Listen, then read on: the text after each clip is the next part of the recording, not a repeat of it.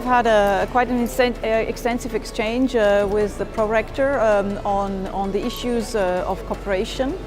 For us, and I think we agree on that, it's very important to have a two-way street, to have Swiss students coming to Russia, to this region, to study and to see what this region has to offer, all the expertise. And in particular, I think this could be an interesting university for Swiss students in the field of science, natural sciences, but also the particular sciences which you're offering here, in particular because this is an industrial region with a lot of mining, with a lot of natural resources, where I think this is because for Switzerland it's always important to have sciences applied, and I think this is that's why we feel UrFU could be interesting for Swiss students. Then of course we would be very interested in having more students from Russia in Switzerland, in particular also from your region. We have several programs on joint calls. We have discussed this